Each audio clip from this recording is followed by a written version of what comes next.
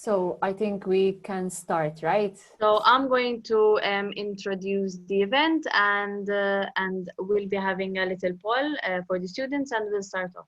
Okay. So we're just going to give a little bit more time till all of the students enter.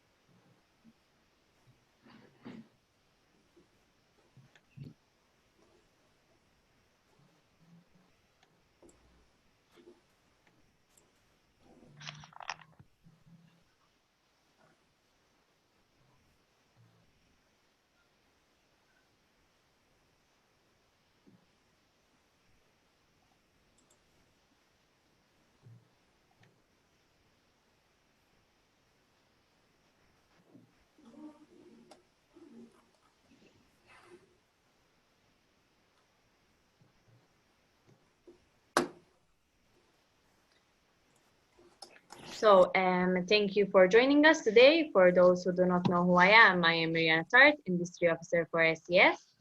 So this is the fourth meeting for the major stock this year, and we will be hearing from different companies situated in Malta about the jobs available in their particular area and the paths students need to take for them.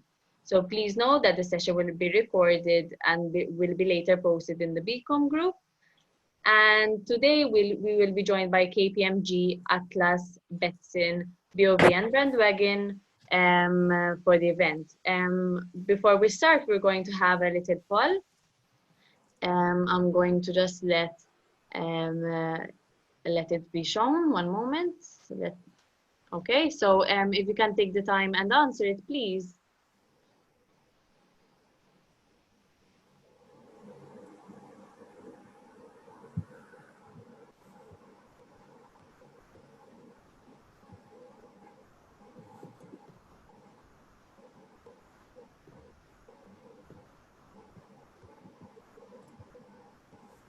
So we're going to give a little bit more time for everyone to answer.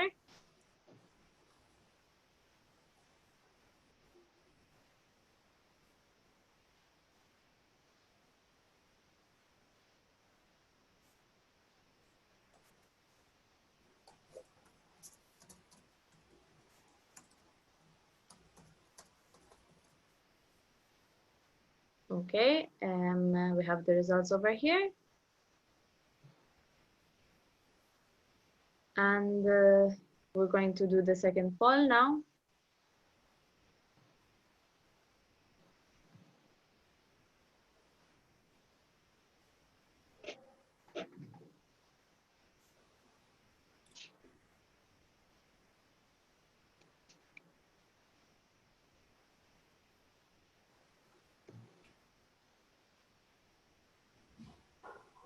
And again, we're going to leave around a minute for everyone to answer.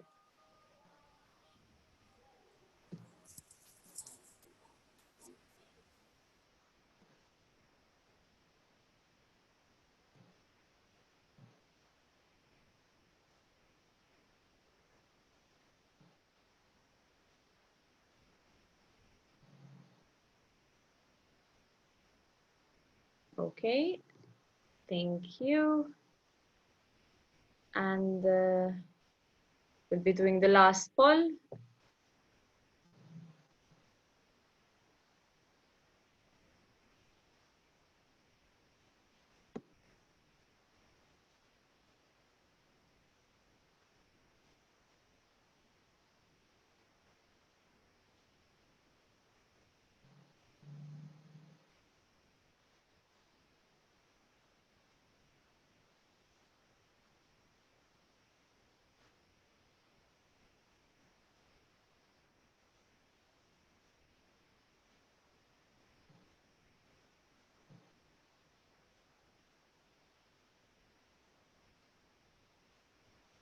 All right, please answer, so we'll move forward.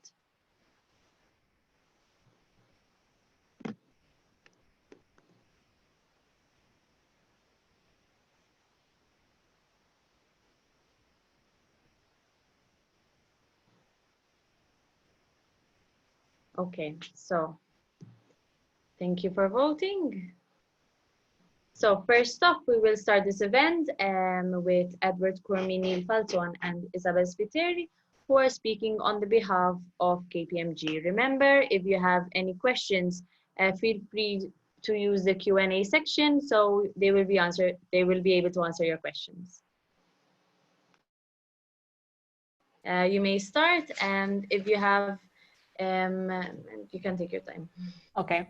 As an introduction about myself, so first of all, firstly, I hope everyone's okay. I'm Isabel Spiteri, I'm 26 years old, and I work with KPMG.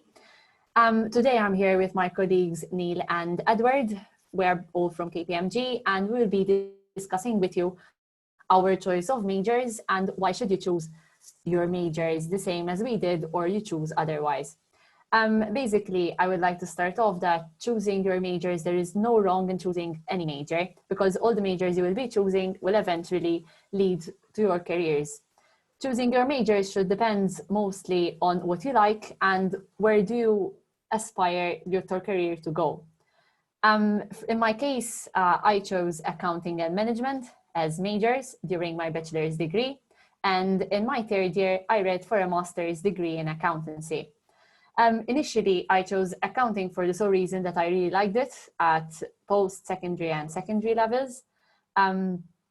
Mainly, the main reason why I chose accounts was that accounts is very mathematical. As all of you can recall, mainly it revolves around computing the P&L, balance sheet. There are also other examples like computing depreciation, errors, suspense account, and all of these things.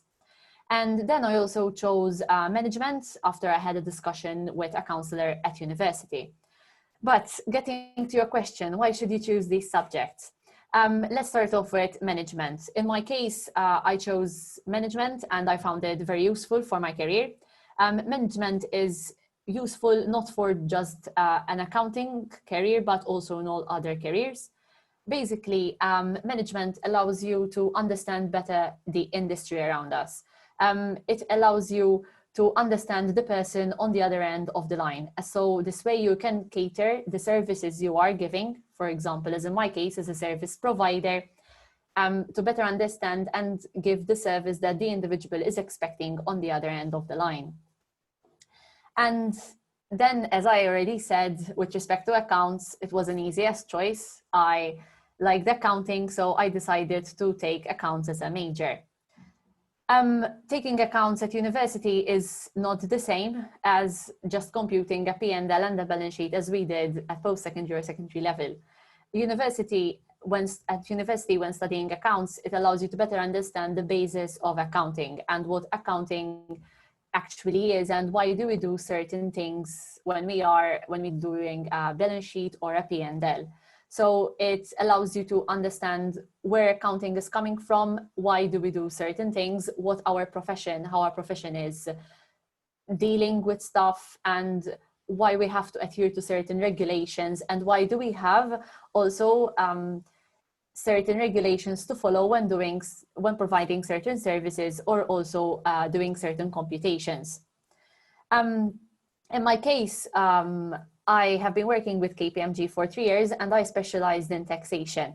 I have been working with the tax department for 3 years, and choosing accounts was the main thing that allowed me to pursue such career. Working as an accounting specializing in taxation gives you great opportunities. First of all, it allows you to work with Maltese and international companies. It allows you to work with different individuals and to help companies develop more their products and also be able to get better incentives. For example, something that I do during my work is an example that recently happened was that there was a Swedish company that they decided to relocate to Malta, and we assisted them in relocating their employees, and through an incentive by Malta Enterprise, they were able to get an incentive and get a cash against those expenses that they incurred. Apart from that, working in the tax team, in the tax department is not just working solely in taxation. We work with the audit team. We also work with the advisory team. We work by drafting the tax computations. We also work with the advisory team when they are compiling projections for certain companies. We advise them in how they should include certain deductions, certain expenses, what the tax figure should be to get more accurate projections. Basically, a career in accounts is very vast. In my case, I chose taxation. I liked taxation for the sole reason that there is law involved, and you can interpret law in many different ways. You can express yourself through the law, and law allows you, by understanding the law, by interpreting the law, it allows you to give the opportunity to clients to adhere to such regulations and also benefit from it in certain situations. Apart from that, working in taxation gives you great opportunity to work with international companies, as I already mentioned, apart from working with incorporating international companies in Malta. But rather than just working in this kind of sector, there's also the VAT, which is also another sector in our team. And it's also regulated by international law. So you don't just look at the domestic law, you also look at the international law. Basically, the main benefits of this career is that it's super versatile and you'll never get bored. I mean, every day there are new regulations in place. You have to look into these, make sure that your clients are adhering to these regulations, because otherwise there will be penalties and hefty fines that they will incur. From my end, I think that is all. Now Neil shall be speaking about his majors. Neil. Thank you, Isabel. So, Mariana, I can go ahead. Yes, please do. So, thank you, Isabel. Thank you, Mariana, first of all, and the ASCS for the opportunity. It's our pleasure. So, just as a brief introduction, I am Neil, and I'm an assistant manager within the audit function at KPMG. I was basically with Isabel at university, so we spent 5 years together in university. Way back in 2013, I believe, I had to make your choice, so I was exactly in your position. I had to choose my majors. We had very long discussions as well, and but choosing accountancy was, let's say, an easy choice because I always liked accountancy from my O-levels, A-levels, and I always looked at it as a career option. I have joined KPMG in 2013 as a student, and I also had the opportunity to work in the summer months, and I joined as a full-timer in the audit department in 2017.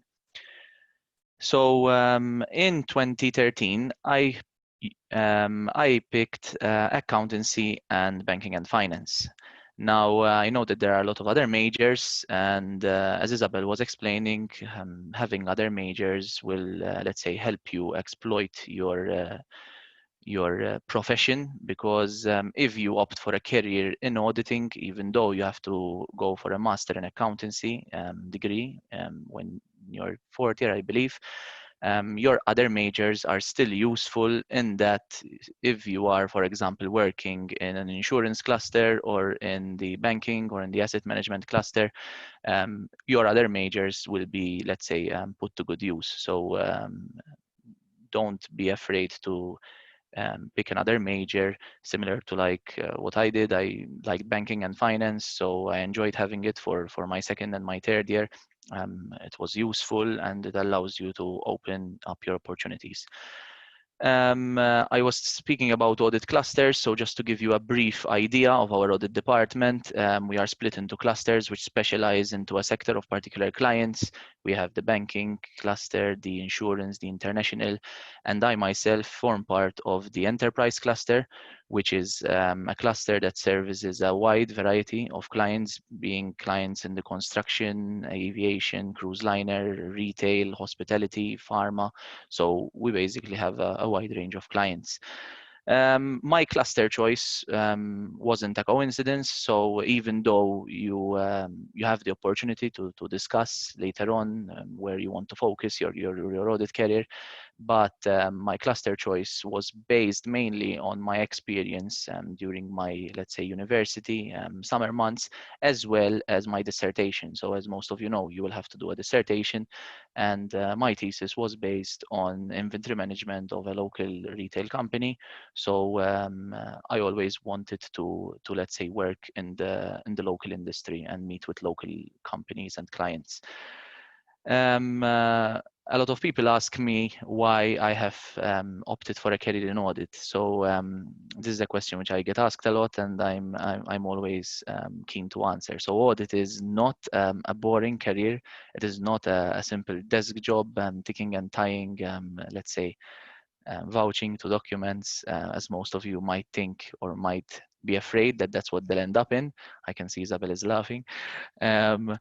But actually, a career in audit involves a lot of, it's 50% basically audit work and 50% client meetings, traveling as well, planning and discussions and risk meetings. So this is all part of our day-to-day and of how our week is split.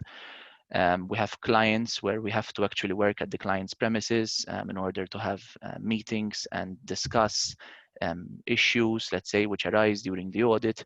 Sometimes we also need to go abroad in order to, let's say, if a client has a service organization in another country. I recently, for example, before COVID, obviously, had to go to Sorrento in Italy in order to understand the processes of a company, because they have outsourced their payroll. We also have the opportunity in audit to go on secondments. So I have been myself seconded to KPMG Ireland, and I got the opportunity to work on large clients in Dublin for a short period of time. And besides that, we are also through an early stage, so you can be a senior and not a manager, but you will always be involved in, let's say, those tough discussions, negotiations on fees, proposals, because we also have to invest time in winning new clients. So this is all a part of what we do on a day-to-day if you opt for an audit career. Some other positives on why I have chosen audit as a career is that we always have to keep up to date. As an auditor, you have to always keep up to date with the changes in the standards and the ISAs and the legislation. Most of you, I've seen that most of you in the poll have already said that you're going for an accounts major. Some of you are still uncertain. You will have audit as part of your credits, so you will hear about these ISAs a lot. And another thing is that when we speak with clients, it is sort of our pleasure that clients come to us for, let's say, clients value our advice, and they value also our, let's say, opinions on their financial statements. And one other thing is that what we do, it is good to know that, for example, we are investing time in auditing a company and their financial statements, and this all leads to us providing an opinion on their financial statements. And keep in mind that out there are a lot of stakeholders, can be you included as well, that want to invest your money, for example, in a company. And the first thing that you do is you look at the financial statements, and that audit report, which is at the beginning or at the end of the financial statements, is that sort of assurance that you look at before, for example, investing your money in that company. So when myself and let's say our team, we conclude an audit, which involves a lot of hard hours and work, we know that that work is going to, let's say, put to good use. Other than that, I know that for some of you it's still early, but a career in audit is a rewarding career. It is a career which I enjoy working in. I have been working in KPMG's audit team for 3 years. And there is a lot of potential for growth. So you might be, let's say, a junior when you join working in one on one engagement, and then over the course of 2-3 years, let's say 4 years, you might be a manager on that job. So there is also client relationship involved, which is something which I really like, because clients end up being your friends. So I would encourage most of you, if you want to pursue an audit career, to go ahead, because it is a fruitful career. From my end, Mariana, that's all. If there are any questions, I will be happy to answer them. So if anyone wants to then forward the questions to ASCS, I would be happy to answer your questions. And I wish you all a good luck. Thank you, Edward. So we'll leave it to Edward Kurmi to finish off for KPMG. Yes, hi, good evening. I will start off by a brief introduction about myself, and then delve into the different service lines within KPMG advisory and which majors can be opted for to work within the function of advisory. So I am Edward Kurmi, an accountant by profession. Had joined the International Business Department at KPMG way back in 2004 as a trainee accountant whilst reading for the ACCA qualification. In 2018, I had then left KPMG to work as a financial controller for an international IT company, and had also worked within the advisory department of another mid-tier audit firm. In 2013, then I rejoined KPMG. I joined the deal advisory team, completed my MBA in 2018, and in 2019, then moved on to the role of COO for advisory. So to share some experience which I had when working at KPMG within deal advisory, I was involved in a number of assignments for local and international clients, operating in various sectors, including due diligence assignments, financial modeling and preparation, assisting the clients in preparing their business plans, valuations, raising of finance, restructuring, mergers and acquisitions, and was also for over 2 years heavily involved in a major restructuring engagement for a multi-million fund in Malta. So to the next part, by way of an overview of the advisory function within KPMG. It is split in a number of teams, mainly accounting advisory services, deal advisory, digital solutions, people and change, risk consulting, strategy, and then we have other sub-teams like economics, standard desk management, and public sector advisory. So for accounting advisory services, we have a team of accounting specialists offering IFRS advice as well as advice relating to accounting changes, consolidations, and the preparation of financial statements. Deal advisor, as I have already mentioned, assisting clients in obtaining bank finance, business planning, projections, due diligence, financial management, valuations and transactions, and restructuring. Then we have also the digital solutions team. It's a relatively new team within the advisory department, offering CIO advisory services, data and analytics, IT assessments, RPA, and other software development.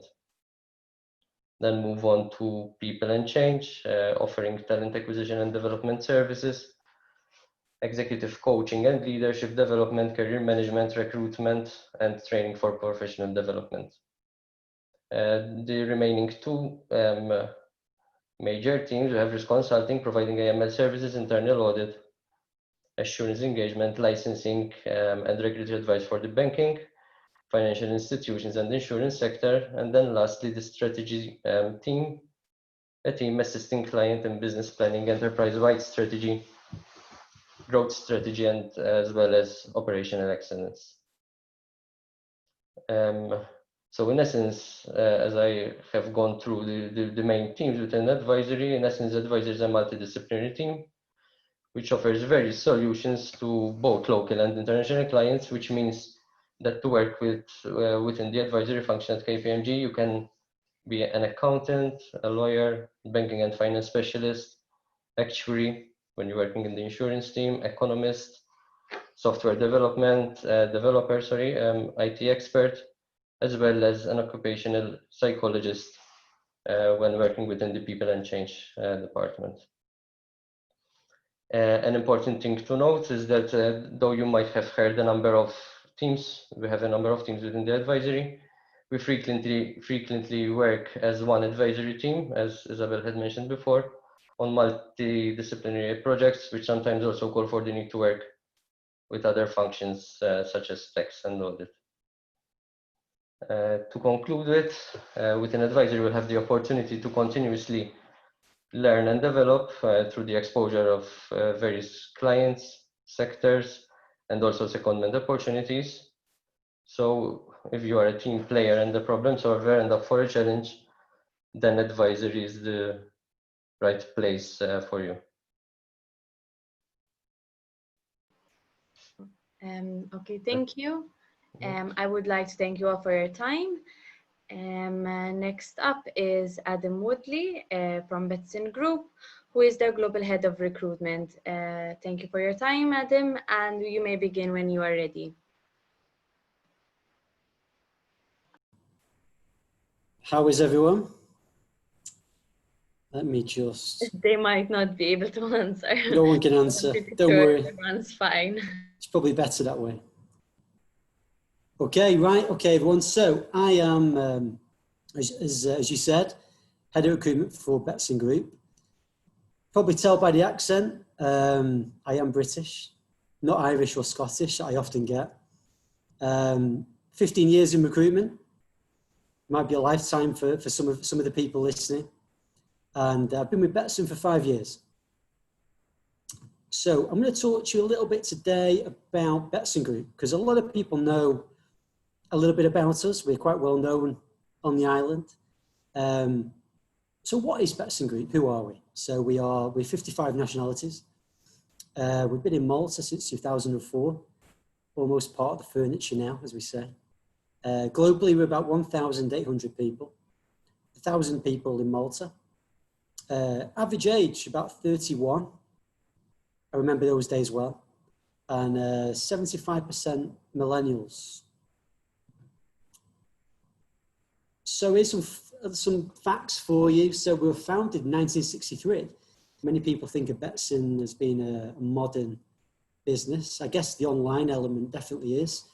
But our roots actually lie in some of the old one-armed bandits and slot machines in Sweden.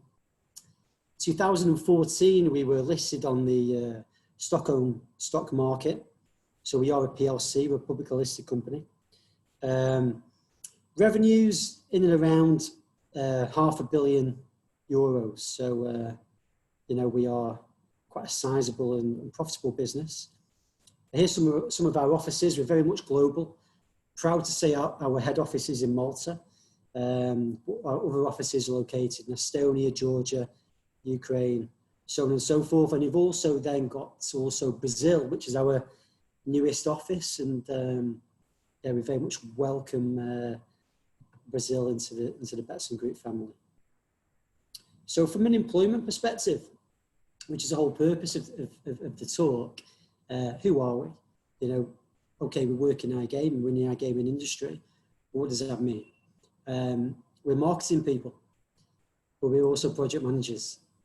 No, we have traders, developers. A large portion of the business works in customer support, SEO, communications, payment and risk is a big element. I understand there's quite a few people from that type of educational background. I've heard also, you know, insurance and fraud and risk is a big part of our business, particularly with the whole kind of AML, anti-money laundering side of things. So we're also HR, like myself, legal. So it's a big complement. You know, we hire a lot of different types of people. So to give you some context, these are all the licenses which we hold as an organisation. So we operate in many regulated markets. A regulated market means we have a license to operate there. Malta was the first, 2004, all the way through to the most recent one last year, Sweden. Had a big deregulation there. So there you go. So in 2019, we actually gained our Swedish license. So iGaming, you hear a lot of talk about some of the perks, obviously, for working for a business like a Betson. here's a little bit of a taster of what you can expect. So, you know, everyone here, there's a range of insurances, whether it's private health insurance, temporary disability insurance, and life insurance, and everything else. Company doctor, it might not sound like the greatest benefit in the world, but it certainly saves time. Wellness allowance, most people would use it for gym membership, but can be used for other things as well. And also, because we're one of the largest employers on the island, we also enjoy many discounts and perks with a lot of the companies in Malta. Also, activity-wise, you know, we have a lot of team events, an annual training challenge. Every Wednesday we have a breakfast. Obviously, it's pre-COVID, but, you know, it will return at some point in the near future. We have a Friday bar as well, which is free. I know I'm talking to students now, so that might be something which gets people's attention. And we also we work hard and we play hard. So, you know, we are renowned for having quite big parties as well. So here's a bit of a flavour of some of the things that I spoke about: yoga, lots of freebies. You know, lots of people stop by and give us free goodies, as you can see. Friday bar. Sometimes we have karaoke and different themes as well. A little bit of a flavour of the Wednesday breakfast. See what I did there. And also we have, so the bottom left, you can actually see that's our beach volleyball team. I am actually in that picture. I was attending the gym a lot more back then. It was from about a year or so ago. And also, you know, we've had a few celebrities visit the office, as you can see, as well. So for us, the environment is really important. So you can see we're having a bit of a refurb here with our working space. What you can see, that slide is actually our office in Hungary. That's our Budapest office. And we do have a full-on slide in the office, it's true. Not just reserved for the likes of Google. But you know what? It's not all fun and games. And really big and close to our hearts is our CSR work, our corporate and social responsibility. A lot of this is local. A lot of this takes place in Malta. We have been fortunate to benefit from being based in Malta, and we do not turn our back on that. You know, we do an awful lot of work here locally, a lot of charitable work.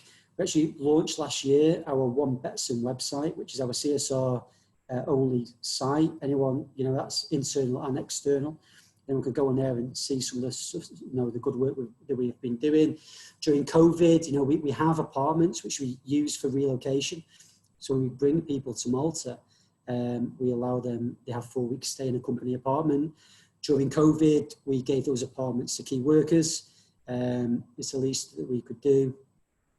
And we also had some spare apartments left over, which we also designated for family members also of key workers. So if you're interested in learning more about that, check out the onebetson.com website. There's more information there around some of the CSR work that we do. You'll also see there our values, really important to us: passion for business, One Betson, and also playing fair as well. So just kind of, you know, linking into the CSR work, here's some examples of some of the stuff we do in the community. This is the Pride celebration that we're always very much involved in. Pink October, the breast cancer awareness as well. In the bottom left, that is our chairman of the board, founder of Betson, Pontus Limwell. Yeah, you know, everyone gets stuck in and involved here at Betson. So I know there's a lot of business-minded individuals here, and there's some interesting stats for you. Just so you know, so I'm going to talk a little bit about the iGaming landscape in Malta to give you a bit of context. We've got just under 300 gaming businesses operating on the island, 294 at the last count. So as an industry, we're actually, you know, we do account for 13.3% of Malta's overall economic activity. You can also see there, you know, the other industries as well and how they contribute. But, you know, gaming is a big part of Malta. You know, it's a very symbiotic relationship, and we're very much a part of that. So if you look at the some of the splits, so you've got, you know, just over 6,500 people employed within the industry here in Malta. The gender split is something which is a big focus for us at the moment. As you can see, 62% male, 38% female as it currently stands. Betson is more like 60-40. So we're a slight improvement on the average. Our goal is to be at 50-50 over the next year to 2 years. So we're working very hard towards that. If you look at the actual, the nationality split, it's 36% Maltese typically, and 64% non-Maltese. Again, Betson is slightly higher than that. Not quite 60-40, but we are, you know, it does, you know, it is one which tends to kind of go up and down. I'd say it's slightly higher here as well in favour of local talent. And here you can see some of the stuff that we're doing. So, you know, you've got the Female Engineer Network, something we're really involved in. Women in Tech is a huge thing which we're also involved in. It's a big goal of ours to really address this kind of gender divide and gender inequality when it comes to the industry. And it's not just the industry, it's also, you know, within the tech part of the tech industry as well. So we're making strides. There's a lot of work left to do. I won't deny it, but we're very much involved in it. So we're looking at the future for the industry. You know, some things that's quite clear. You know, it's still a growing industry in Malta, despite what you might hear and read. We've had our challenges recently, for sure, but you know, the business is healthy and the industry is doing very well as well. So I think Malta, from what I've seen, will continue to be the forefront of this growth. We're still experiencing the fallout of Brexit. So just so you know, if you're not quite aware, you know, the two big jurisdictions for online gaming was Malta and Gibraltar. Obviously with Brexit, Gibraltar is less attractive as a jurisdiction. So Malta has certainly gained and capitalised on that. So I think a lot more UK operators will probably move here. And there's a few well-known people already, you know, making strides in that area. You know, there's going to be a lot of consolidation for bigger gaming companies. There'll be a lot of acquisitions, I think, as well. And there's a lot of startups you're going to see trying to be the next Betson. Companies like ours, we're going to be focusing a lot more on retention, internal mobility, and developing our own talent. You know, there is a real war for talent out there. This is really close to my heart. And I think you're going to see a lot more companies building talent, cultivating talent, rather than taking, you know, the easy option of just trying to hire from outside. Okay, so I mentioned COVID. It might be the elephant in the room. I think it's a really interesting topic. You know, I think a lot of people wondered where things would land, you know, as we entered into Q2. And as we're coming out of Q2 and now we are in Q3, we're in a much better position now to see, you know, what things might look like. So here's a quote from our chairman of the board. You saw him wearing a pink jumper earlier. He said, when the storm blows, there are those who build shelters and others who build wind turbines. We choose the latter. So to give you some context, we hired more people in Q2 than Q1 of this year. It's quite staggering. We really haven't held back. We really have gone for it. You know, we're quite fortunate in the industry that we're in, that in some respects we are less affected by the global climate. You know, the sports book and lack of sports hurt us, you know, but we could compensate for that in other areas. Casino, we're predominantly still a casino led business. But you know what? We really went for it, and I think that showed in terms of the people we hired, the numbers of people we recruited. But you know what? It wasn't all about the people we brought in. Our focus is always about our people in general. And, you know, we did a lot of things. Number one, we kept people informed. We gave daily updates, translated updates as well of the situation in Malta, which is really well received and needed, I think, as well. You know, we've been doing lots of stuff as well. We've been doing quizzes, online tournaments, you know, trying to keep that kind of Betson spirit going while people were working remotely. You know, and working remotely is something which a lot of companies have had to adapt to, and it's something which we had to adapt to as well. So it's something which we really saw, you know, and I can see that. Listen, I think the world is going to have to be more agile, more flexible. I think we're not immune to that. I think as a business, we were fairly flexible before. I think we're going to have to be even more so, like everyone else, moving forward. I think there's going to be an increased increased focus on finding talent locally.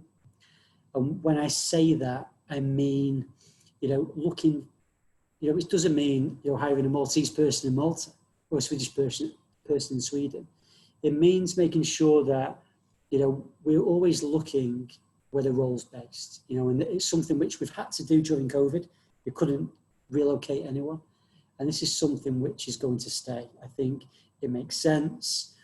And we're definitely going to focus more on hiring talent locally.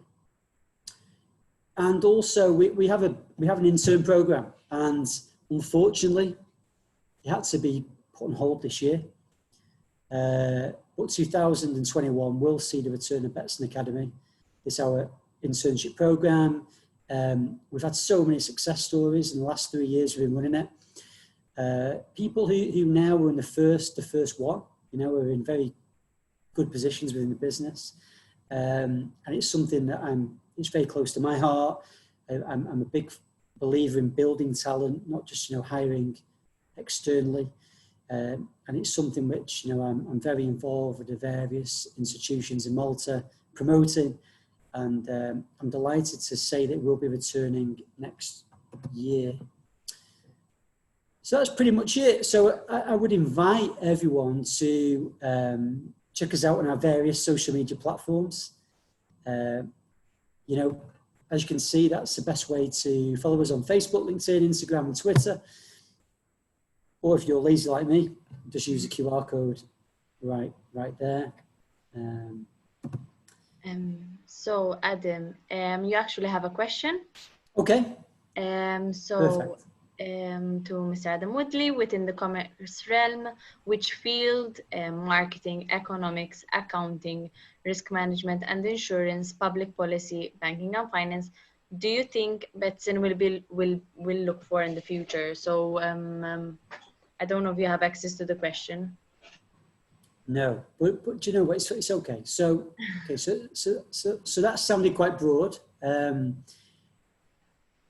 You've got to think. So there's many different areas people can move into here. Sometimes the best way into the commercial side of the business is often through the support.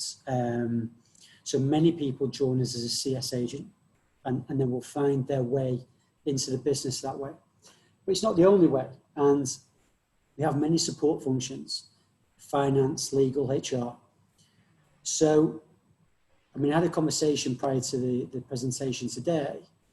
I understand there's quite a few people from insurance and fraud and those types of kind of academic studies, and those are really relevant.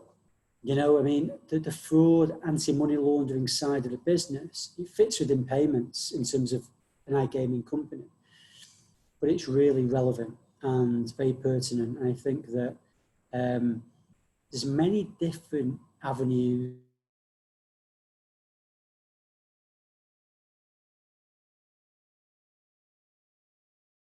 I think something happened. I don't know what happened to Adam. I don't know if he's coming back. So best we move on. So I would like to thank Adam for his time with us. And next up is Noel De Bono from HR of BOV. I would like to welcome you, and you may take your time and begin when you're ready. Okay, thank you, Mariana. Good evening to you and to all those who are online listening to this presentation. So my name is Noel De Bono. I work as a Human Resources Manager at the Bank of Valletta, and I will be spending the next few minutes talking about what it means to work at Bank of Valletta and the opportunities that we have at the moment. So basically, I think everyone is aware of what is Bank of Valletta. All the locals and non-locals are pretty much aware. Bank of Valletta today is the biggest bank in Malta. We've been established as Bank of Valletta since 1970s, but our roots go back to 1800s, where there were quite a good number of merchant banks here in Malta operating for the merchant vessels. They used to come to Malta, basically. So that was our route as Bank of Valletta. And then through a number of mergers, Bank of Valletta came to being, actually. Our main business, obviously, is financial services. And our customers are accustomed to see us and within the branch network. So it might be an assumption that a lot of people do that we employ people purely within the branch network, customer facing in the branches.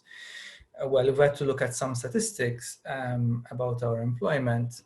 The customer facing portion is around 30 to 40% of our workforce, whereas the rest is there to support the business. And in supporting the business, there's quite a number of interesting opportunities there as well. So obviously our bread and butter, and because it is within our strategy, our branch network is here to stay. Unlike our competitors, till now, we are committed to maintain our branch network. So those are there to stay. So what might happen in the future is more the reassessment of the branch network. So we'll be looking at less cashiering duties and more building of relationships with our customers. But our branches are there to stay. But having said that,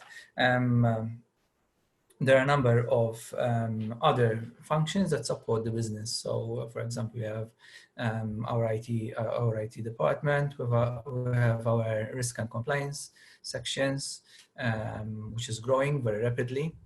We have finance. We have also our support functions like marketing, PR, and human resources.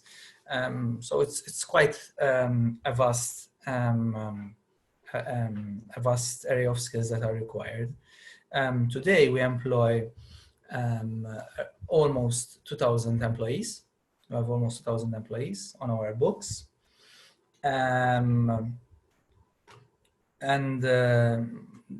Increasingly, we are shifting the need for areas such as risk and compliance and technology. For obvious reasons, technology, because our customers are demanding that they are being served online more and more. Risk and compliance, being the largest bank in Malta, we are considered by the European Central Bank as a systematic bank. So what does that mean? It means that for the size of Malta, we are quite big. And also, so our fate is directly linked with the Maltese economy. So if we do well, the Maltese economy will do well, but if something bad would happen, we would have a direct effect on the Maltese economy, a strategic effect. And so that means that we're considered as a systematic bank. And as such, the ECB and a number of other jurisdictions and organizations that make sure that we abide by the regulations. They put more pressure on us, and they put we are under scrutiny all the time, basically. So, for example, if we were to take our risk and compliance department, it's growing at a fast pace. Why? Because the regulator is imposing that our risk and compliance is well beefed up.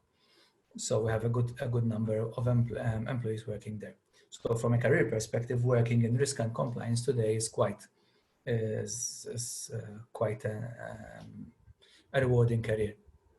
Generally speaking, not just in financial services, but generally speaking, risk and compliance is there, is on the top, at the moment for people who are studying finance.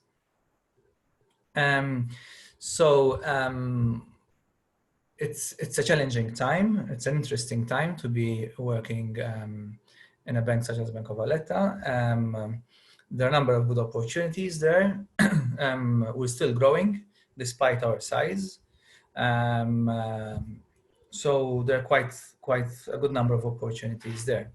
So what does it mean to work at Bank of Valletta?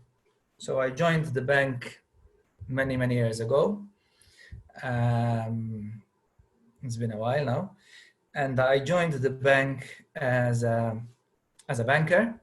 I started my career at the bank working in one of the branches, and I did so for a year and a half. After a year and a half,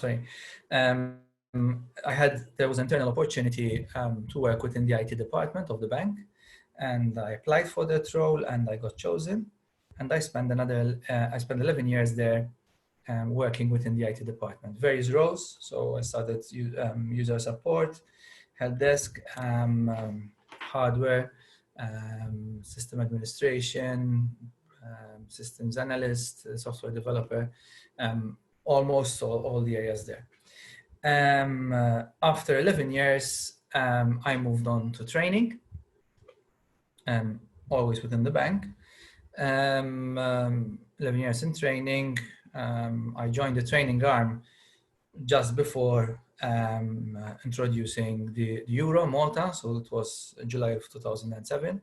So my first task as a training manager there was to make sure that our bank shifts smoothly from the Maltese lira to the Euro, and it went well on the whole. And then we kept on working there within the training arm. Incidentally, I moved from IT to training. Some people might find it a little bit odd, because at that time I was lecturing part-time in one of the private universities here in Malta.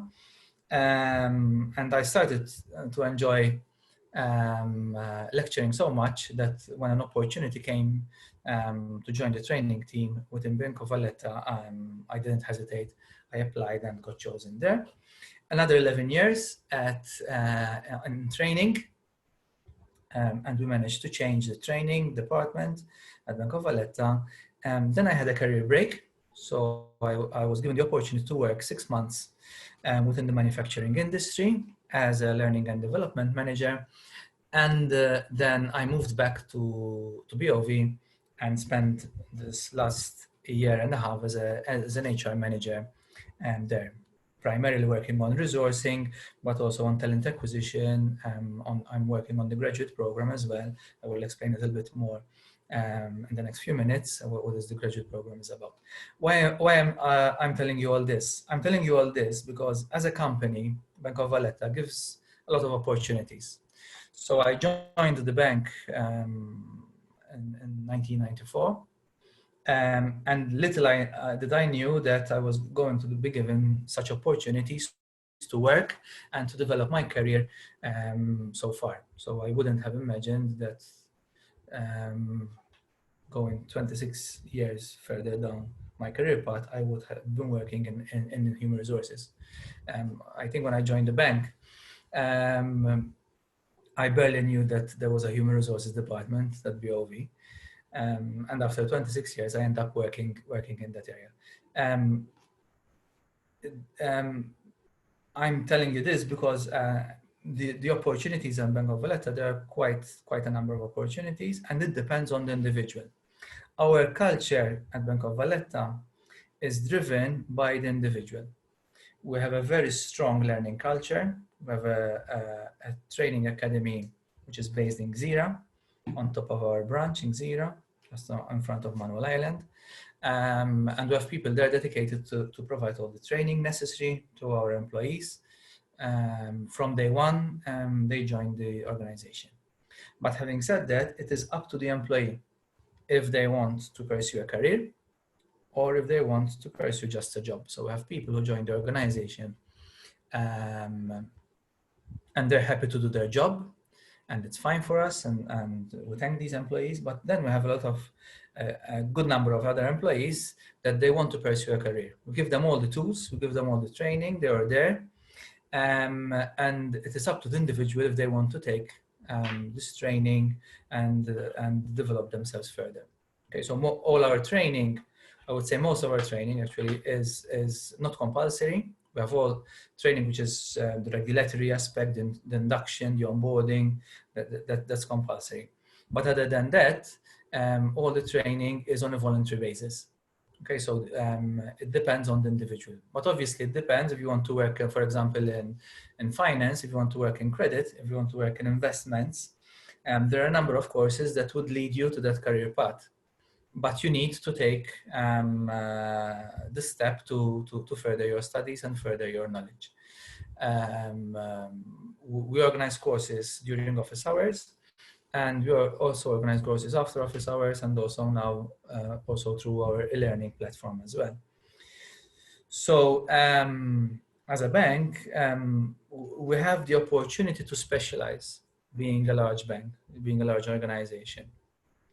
And it gives you the opportunity you can actually specialize. Now, when it comes to recruitment, we have quite a good number of streams from where we recruit. So when it comes to the junior roles, the minimum entry requirements are 6 O levels and 1 A level, and then we also recruit for the junior roles from MCAST as well.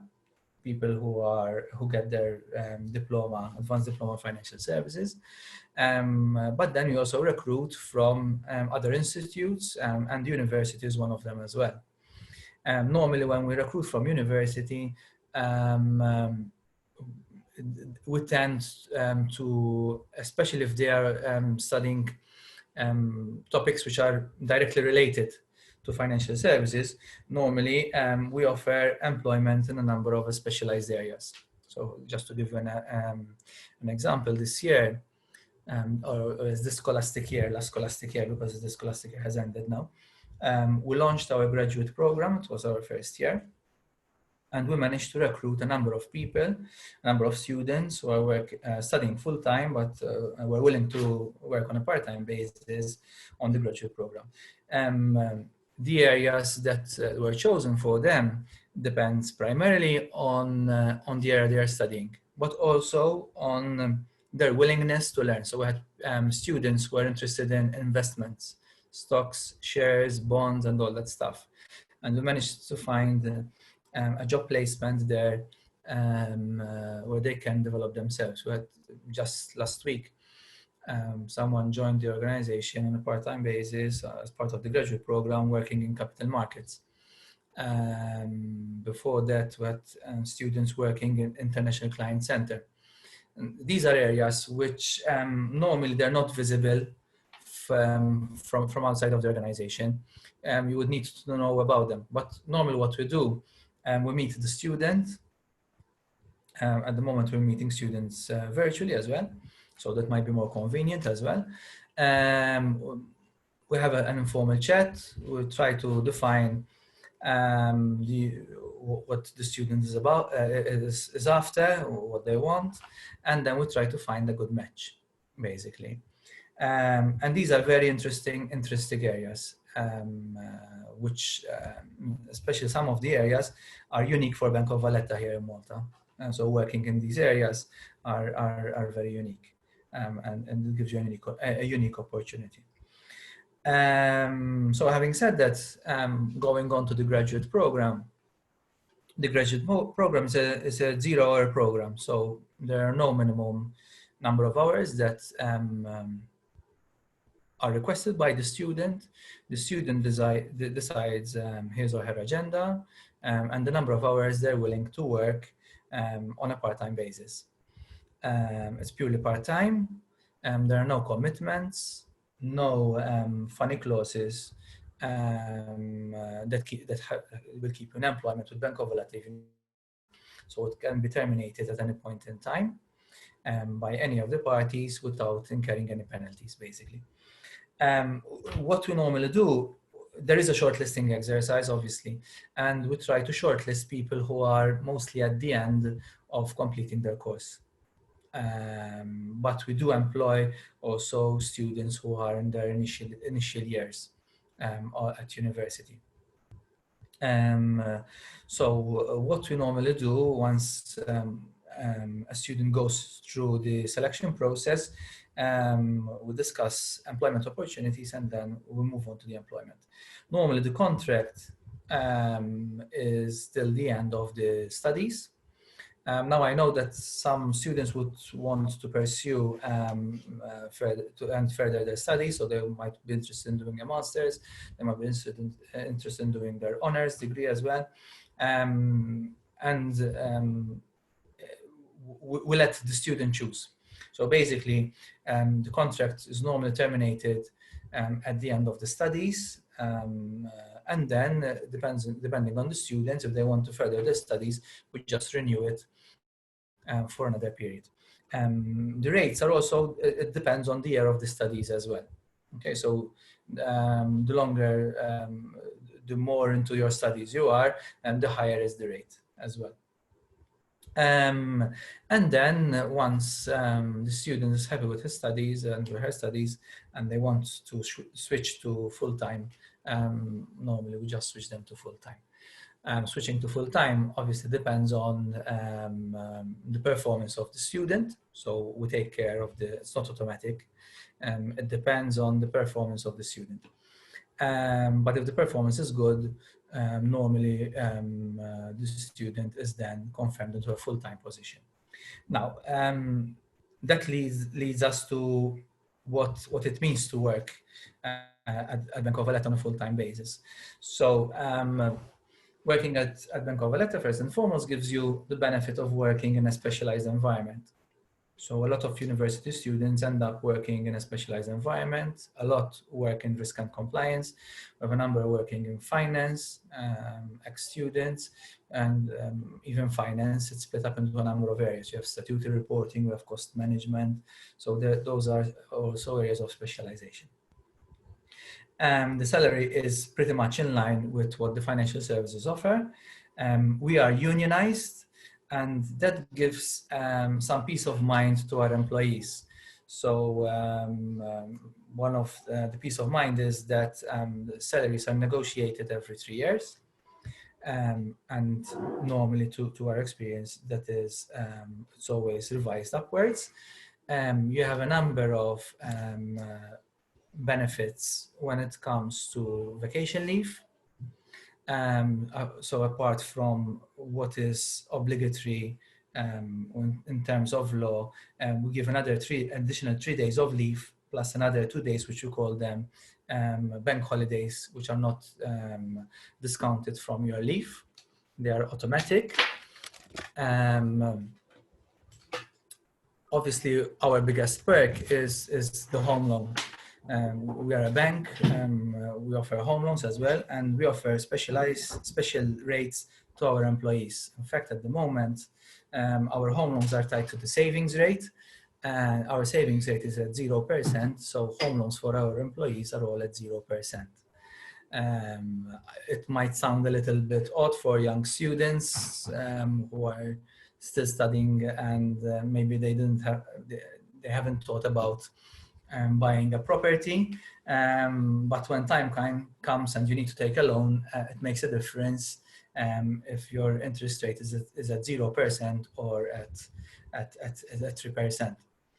Bearing in mind that normally home loans are up till retirement age. Other benefits, wellness benefits, insurance, health insurance, which can be topped up as well. For junior roles, we also give a uniform and a cleaning allowance for the uniform as well, and that might come in handy. So there are quite a number of perks and benefits that one can avail of, basically. So I don't know if there are any questions. Just feel free to ask, and I will be happy to answer. Yes, actually, we have a question. Okay. Would an individual still have the opportunity to work within the banking industry if one chooses accounts and insurance as majors rather than accounts and banking and finance?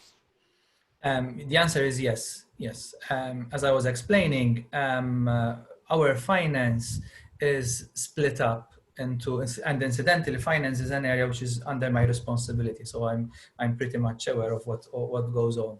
And until recently, these couple of months, we kept on recruiting for finance as well, despite COVID. And there are different areas. So there are the purely finance aspect. So we have the finance department, which is responsible for the accounts of the bank. That's purely finance. And normally we look for people who are either studying or else have completed either a master's in accounts or else the ACCA or something which is equivalent. That is purely finance, however. Having said that, apart from finance, there are a number of other areas. So for example, there's cost management, which still reports to our CO finance. So it's under the arm of our CO finance. However, it's more of a specialized area, and it focuses on cost management. Okay, because the bank has a number of costs and that needs to be managed. So that would be more an area for someone who has a degree in finance and potential insurance, which can be of benefit. And there's also statutory reporting as well, which is also part of the finance team, but it's a completely separate unit, and they deal with reporting when it comes to our regulator, for example, and that is specialized in that area. And there are a number of other functions as well, where one can find potential opportunities by having knowledge or studying those areas. Obviously, when it comes to the selection process, if someone has already some work exposure, that would always help. But having said that, we look at other than the experience, we also look at the attitude of the individual. So if we see that the individual has an attitude to learn, has an attitude to embrace change, has an attitude to challenge themselves, and very often that is visible also from their CVs. We would prefer someone like that rather than someone who has more of a laid-back approach. They're looking just for a part-time job, just to spend the idle time, and that's it. So it's an investment. It's an investment from both ways, both from the student and also from the employer as well. Okay, so we seek to employ students because as an investment for the future, but also the student. We recruit students or ex-students who've been working with, for example, audit firms during their study period. And now that they graduated, they want something different, and we're employing people like that as well. So having some form of experience, it helps also. And it makes a difference at what level you join the bank as well. Okay, thank you, Noel. Thank you for your time. My pleasure. So next up is Daniela Mariani from Atlas. Thank you for joining us today, and you may begin. And everyone, remember, if you have any questions, feel free to ask. Thank you, Mariana, for the introduction. Can you hear me? Yes, perfectly. Okay, so let me share with you my presentation. So I have some visuals. Okay. So, good evening, everyone, and thank you, ASCS, for the invite. I'm Daniela, and I've been working with the HR department for the past 3 years at Atlas Insurance. So, as you are aware, Atlas is one of the leading insurance companies here in Malta. Reason being is that we focus a lot on the customers to provide the best service, and we take care as well of our employees.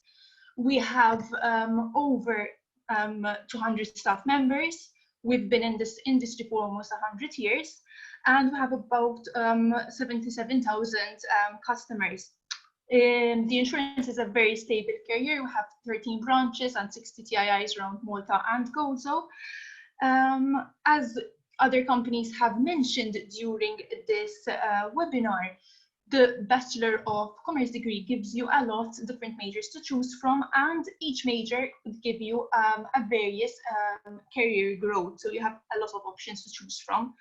To discuss briefly the insurance sector, basically, if I had to split up the different classes of business of insurance, I would split these in two. So I have the personal insurance and the commercial. When we speak about the personal, this would mean, for example, an individual who has just purchased a new car and he needs a motor policy, or the person has purchased a new property, or that person requires a health insurance. So apart from this personal insurance, there's also the commercial side of it. So we have, for example, a person who has a business and needs insurance for his business. It's also for motor fleets, for commercial property, and professional indemnity.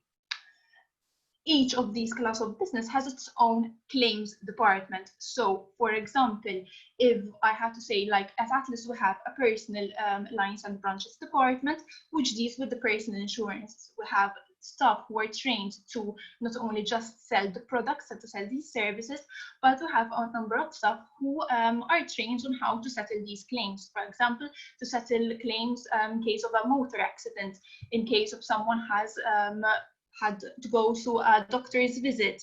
And the same would be for the commercial side of it. If, for example, a commercial property is insured and there is a water leakage, that would also we have a number of staff who are trained to settle these insurance claims.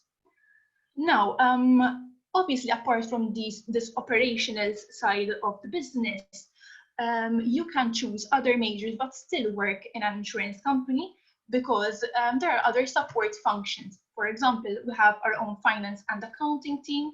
We have the marketing department, which will take care of the branding and promoting Atlas to attract more customers. We have our internal audit department. We have the risk and international business, the strategy and compliance department. They would analyze the data, predict any number of claims, and future profit as well. So there are different departments that you can work in an insurance company. Now, what you can do following your degree, what the options you have. So if, for example, you finished off your degree, we have what we call, and you're working for Atlas, we have what we call the Atlas Sponsorship Program. So we have a number of employees who have finished the degree, the same degree that you're in, and they've decided to continue their studying. So they've enrolled themselves in, for example, the CII courses, CII which stands for the Chartered Institute of Insurance. So as you can see, there are different levels of CII. If, for example, you obtain your bachelor degree, it would be equivalent a diploma in insurance, a DIP-CII. You can decide even to continue learning and obtain an ACI and even up to a fellowship. This would all be courses that would be sponsored by Atlas as well. Apart from the CII, you can also, as you might know as well, enroll into the master's following your degree. The master's as well can be on a part-time basis or on a full-time. We have a number of students, of employees at our company. They've decided to, for example, some have decided to work on a full-time basis, and they follow of course, the master's on a part-time basis. It's a bit longer, but they prefer to do it this way. It's 5 semesters. While we have a number of employees who are studying on a full-time basis. They're doing some work part-time, but they've enrolled for the master's on a full-time basis, which would be shorter on 3 semesters. All this would as well be sponsored by Atlas. Now, if I may go, we have also our Atlas internship program. So the Atlas internship program, it's a very flexible program. We've designed it flexible for both the students and both us as the employer. It's basically, it would give you the possibility to practice what you're actually learning in theory. So if you decide to choose insurance as a major, you would be able to actually, so you'll be learning the theory from university and then applying it and working with Atlas to apply this in practice on a day-to-day basis. Our internship program, you won't be doing any admin work. You'll be trained as a normal full-time employee. It is very flexible. You'll have the possibility to work in different departments. So you can start off, for example, in the personalized department. So you'll start off learning how to sell an insurance product, how to do the renewals. You can then move to the claims department, either the motor claims or the health claims department. So you can see both sides of the business. There are no commitments, so you can decide to stop whenever you want as well. We have a number of students enrolled as well in the same course as you're in. They, for example, have a lecture at 9 in the morning and then 1 in the evening, and they decide to do some work, some hours in between with us. Apart from learning and actually practicing what you're actually learning, this will also give you this, you'll learn as well some soft skills like dealing with the clients as well, customer care and handling calls as well and complaints. So basically, actually testimony of this internship program is Mariana as well. She's presenting this webinar. She's an intern with us. She works from one of our branches. I'm going to leave this discussion up to Mariana so she can give you exactly her point of view, how her experience has been and what she's actually basically doing, what she's actually learning, how she's practicing on a day-to-day basis. Feel free to log in, feel free to speak to us, feel free to email us, go to our website. If you're interested in this internship program, feel free to submit your CV on our website, and as soon as an internship position comes up, we'll contact you and we'll keep your CV on hold. So I'll pass on this panel to Mariana. If you have any questions, feel free to ask. Thank you. Thank you, Daniela. So as Daniela explained, I'm currently an intern with Atlas. So basically, I currently work in personal lines. So I work in a branch, one of the many branches of Atlas, and I get to deal with clients every day when I go to work. So I prepare quotations, motor and home for customers. I do motor renewals, home renewals, boat renewals. And as Daniela was explaining, I actually get to use the theory I learned from university constantly during my internship. So those who went to the insurance major stock, you might have heard that there are many units, one of which is personal lines, and the material we used for home, motor, boat, I actually use them on a daily basis with customers, especially since lecturers give you policy wordings to give you a more holistic understanding of insurance. And I've noticed many similarities whilst I was working. This internship was majoring in insurance really helps you learn more about the subject. Every time I go to a lecture, I say, oh, I didn't know this from work, for example. Any form of work in the industry will help you grow as a student and professionally. As I said, I deal with customers on a daily basis. And when you're on the spot faced with a client, you learn more on how to take immediate action about the situation. So that's all from my end. And I don't know if you have anything to add, Daniela. So that's it from my end. I think I've seen someone asking a question. Yes, they ask you, is it necessary to have insurance as one of your majors in order to work within the insurance sector, please? So to that question, no, you don't need to. I mean, obviously it would be an asset if you choose insurance as a major. We employ people with us who have no background in insurance as well. We offer in-house training, and so we do. It's a possibility not to choosing insurance major as well. If, for example, you don't choose insurance major and you still work in an insurance company, as I've mentioned before, because you work either in finance or internal audit or marketing. So yes, it's an option, yes, to work in an insurance without an insurance major. Okay. I don't know if there are any more questions that I'm seeing. So thank you, Daniela, for your time. Thank you. Next up is Raisa and Becky from Brandwagon. Welcome. So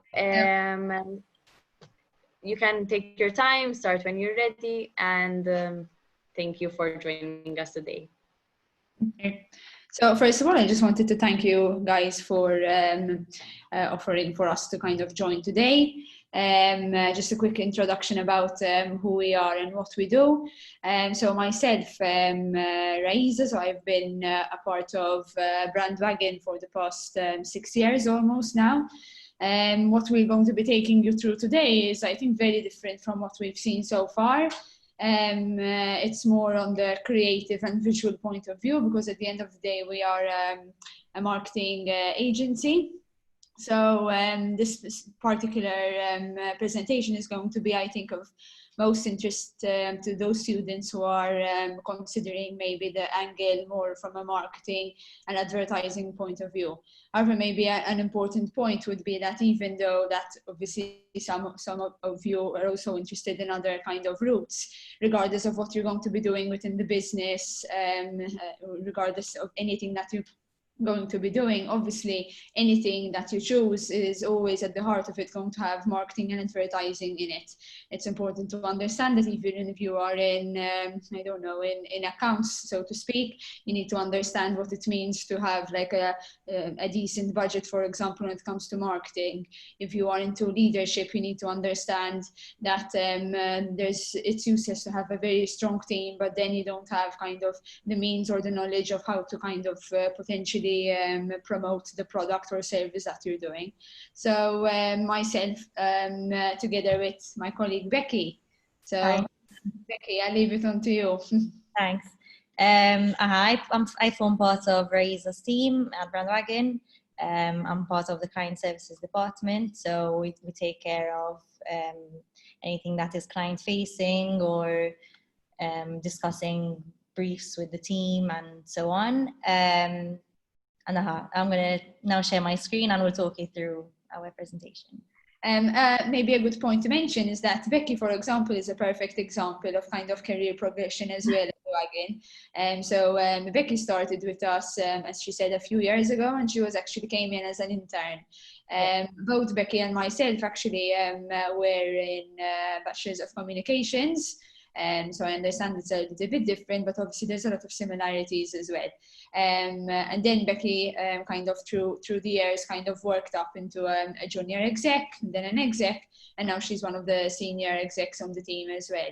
So the plan today is quickly to show you kind of who we are, what we do, and just take you through some of the work that we've done so that hopefully you can understand a little bit better the different roles that could be potentially of interest to you guys, and some case studies of what we've done so that you can understand a little bit more. Yeah. I'm going to share my screen. Sure. Can everyone see? Yes. Yep.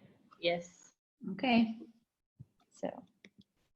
So yes, so basically what we do at the heart of it is that it's always for the love of brands. So what we do is we make sure that anything that our client requires from a branding point of view, we are always there to support. Basically our contacts would be the people, the owners of the brand. So that sometimes could be the marketing managers, for example, or for more smaller companies such as startups or more kind of intimate groups, it could at times be C-level themselves, the CEO himself. So we basically deal with the decision makers, and that's our only aim in this kind of relationship, is to make sure that the brand that they have is kind of as best as it could be, and it's kind of our job to take it up a notch as much as possible. So our pillars as a company, so basically process, everything that we do has a process, despite being a very creative agency. We are very, very process driven. In fact, we are ISO certified, which means that everything that we do, even from a designer, creative point of view, everything has a process to it. And that's very important, obviously, both from a structural leadership point of view, but also kind of from the output, because it's important that even if, for example, there is a design decision that's being done, it's not just being done out of personal preference. Creative work is very kind of subjective, so it's important that there's always that process to it to make sure that we're having all the right checks. People, yes, we employ people obviously based on experience, and that's very important. However, throughout the years, I can honestly say that I've employed people with character over experience at times, because to us the most important thing is to be able to kind of bring in that energy. And the last thing for us, and the most important thing, is passion. So especially within our industry, you could have a lot of skills, but if you're not passionate about the brands and the clients that we have, then it's going to be a struggle. We obviously always like to say that we spend a lot of hours at work. We have obviously, like everyone else, the regular 40 hours. That's a lot of hours out of your week. So if you're going in there without passion and you're not enjoying it, then that's a big shame. And like to us, it's a big no-go. So we try and do whatever it takes to make sure that we love the people that we work with, the brands that we work for, that we're proud to be a part of that. We have turned down jobs which maybe stand for something which we don't believe in, or maybe kind of look at something at a different angle that we do, just based on that, just based on the point that we want to make sure that there's a healthy relationship between us both. Okay, our 3 principles. So challenge everything. So I'm putting them in here just to kind of give you a little bit about kind of who we are and what we stand for. So challenge everything to us is not just challenge for the sake of challenging, but this goes back to kind of being the best when it comes to kind of brand excellence. So at times you could have a client which would come in and say, okay, I want it this way. We are the ones that actually say, we ask the reasons why, we push back, and we are not afraid to kind of get back with our opinion if we feel that there is a better way of doing it. We're brutally honest, both internally with our people, and that's obviously how we can get self-growth, and we have fun. So as I said before, it's a very, very important thing for us to make sure that we're enjoying what we do, because then it's reflected in the work. When it's reflected in the work, the clients are happy, the brands are there, and it's a win-win situation for everyone. Okay, exactly. Our proposition, as we said, so we're a brand consultancy that supports business leaders drive change. Now, change, to be honest, could be a lot of things. It could be change when it comes to, for example, I am simply changing my brand from a brand refresh point of view. It could be change like a massive acquisition, for example, with BNF is one of our clients, where obviously before they were BANF. So we took them through that change of changing their name, changing all of the outlets, changing all of the mentality internally to kind of to get internal buy-in to the new brand. And change could be something as simple as changing, I don't know, the tone of voice. So Go, for example, is another big client of ours, but we help them on a daily basis to change from one minor campaign on social media to the other. So there's a lot of different scales, and we do a lot of different things for different clients. So now, thanks, right. We're going to talk through our portfolio, our different clients, and basically the team who brings this all together. So this is the team. So the team at Brandwagon is made up of leadership. So there are 4 directors. And after that, then we have biz dev, which is generating leads and coming up with new proposals and helping companies move forward. Client services, which is the team that I form part of. In client services, we have a distinction between account managers and project managers. So account managers would be more like client facing, and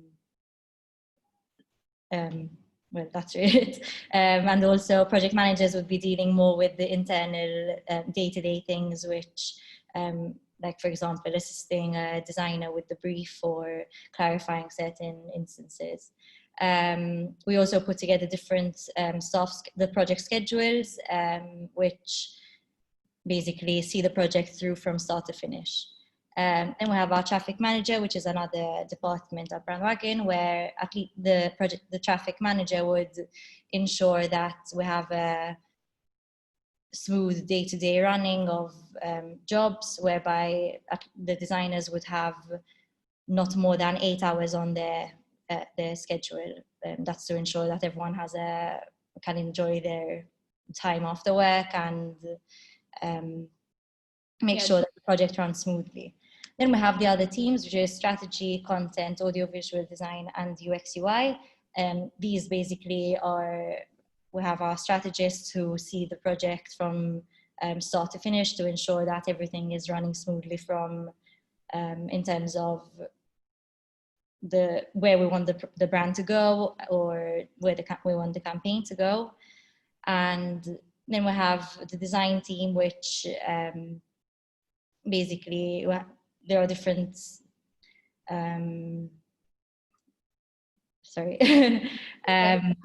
So from the design point of view, I think what's important to note is that design, there's a lot of different levels. So there's design when it comes to day-to-day, obviously, like print, but then there's also designers where we're focusing much more on, for example, audiovisual stuff, such as videography and photography. Like Becky said, there's also UX UI, that's also design, but it is design specifically for websites. So as you can see, I think it's funny because when I tell someone that I work in an agency, most of the kind of feeling is that it's just a bunch of creatives. But seeing this here today, kind of it just reminds me of all the different roles, which are very specific. So really and truly, it really depends on kind of the skill set and the interests that one would be kind of interested in. So yeah. And that basically after we have like a agreed on UX UI, which would be the user interface and design, then we can go into tech, and that's where we have like the output of websites and where they work on the back end and finally develop the website. And then we'll have activation, which would be activation of posts on social media, YouTube, LinkedIn, and so on. Now here are some of our offerings. Basically, this is the different routes you can go down when you engage on a job with us. So we have the strategy, which is usually the start of the project. And we love to work in collaboration with the client. So a lot of our strategy projects always start with workshops, which where we end up learning a lot about the client together with the team.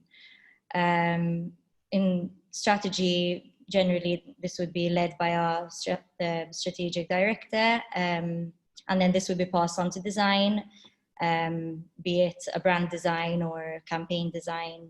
And then finally, we can go into tech, which would be the development of websites or e-commerce sites or anything of the sort.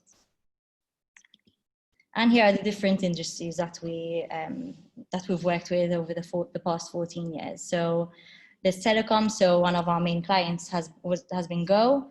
Then we have banking. So another main client of ours is BNF. Retail, where we'd work with the MIA, for instance, to develop a shopping campaign for the year.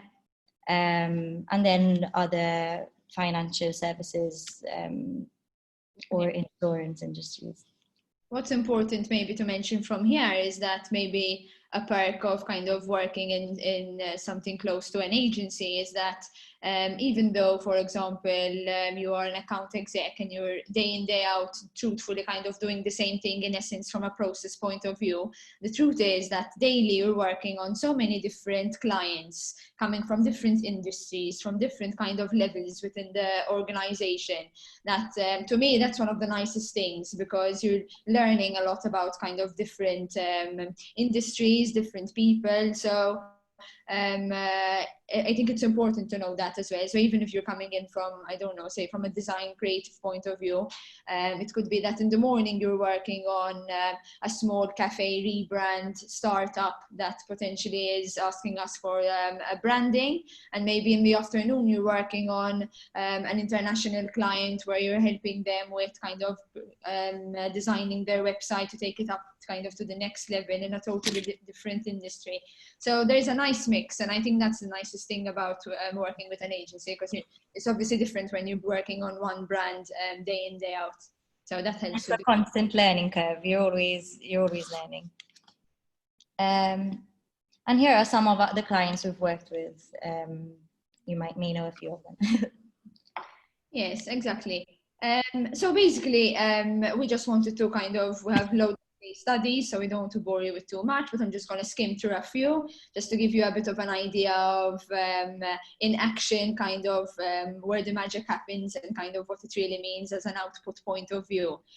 So Go, as Becky mentioned, we do everything for them, from all the videos that you'd see, the creative content, social media, rollouts, such as, I don't know, anything from stories to shop windows. So we do the full works for Go, basically. I think it has been for the past 5 years at least.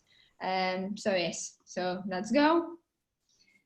Go Beyond is it's a different type of project. Basically, they would have come in wanting, we started off with strategy, and they wanted to basically grow their brand into basically develop an online presence. So here are some different mock-ups that we had created for them when presenting the brand.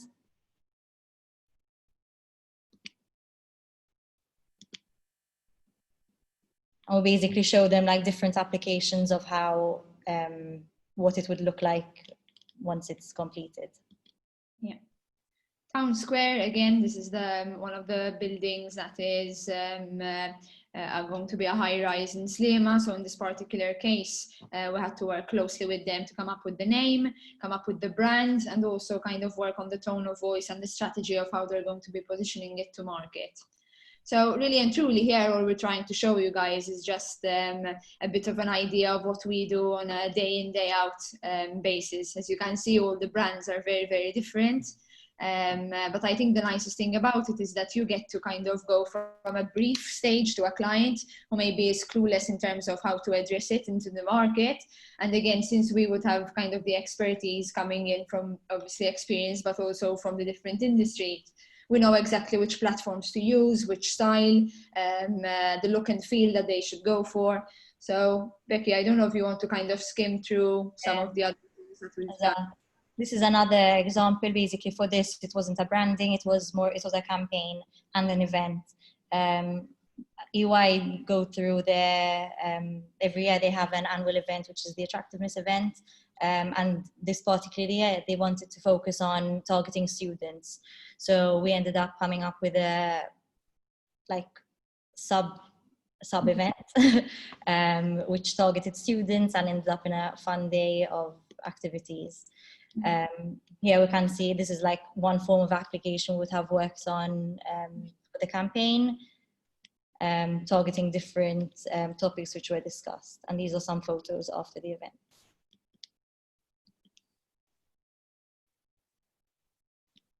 Yeah. So in the meantime, I've seen that a question came in. It's very interesting. I think it's basically it asked like how what the demand is for creative work. Maybe a good point on that is that currently, for example, a shift that we've seen is that because of the nature of the projects as well, we have gone completely remote. during COVID, obviously, but now even post-COVID, we've realized that creativity really for us, it's not about kind of being stuck onto a desk in a particular office. So we're very blessed that we've gone completely remote. The office is still there, but it's optional. We've kind of transformed it more into a creative space, whereas maybe we can go in there to kind of have a brainstorm on something, or maybe kind of say, okay, so I'm working on this big project, the deadline is on Friday, let's meet us 4 over there for coffee, and we can just use the whiteboard a bit and go through it. But my point is that with our line of industry, we're very lucky that flexibility is key. And for us, it's very important that as long as you are kind of getting those traits of creativity, you can be anywhere. Honestly, if today you're having an off day and you're more comfortable going to a beach by yourself and just being alone and just having a creative thing there and jotting down some points that come to mind, then go for it. So I think that's one of the nicest things. In terms of work, like everything else, it did obviously slow down simply because clients maybe would have gotten restrictions from potentially finance departments on marketing. So that is a reality. However, what we've done is we have kind of been more agile on how to kind of approach it. So some of our big clients have had to kind of obviously skim down some of their budget, but then it was just a bigger challenge on us to say, okay, so this is the situation. We have less budget, but we still have a campaign. So what else can we do and be more efficient with the time? And that to us is a challenge within itself. So how can we be more kind of giving out more, maybe with less resources, and by using maybe digital mediums and other things that we're accustomed to nowadays. So that's basically us. That's basically what we do. We happen to launch the new website today. So if you'd like to go and pop in there, you'll see endless amount of case studies. I know it's late now, so I don't want to bore you guys too much. But if you have any questions at all, please do kind of reach out to us, to any one of us, and I'll be happy to clarify. Right, I think there's one more question. If you could give us one word, if you could give us one word of advice for students who wish to work in the sector and who are thinking of choosing marketing as a major, what would it be? You can go ahead.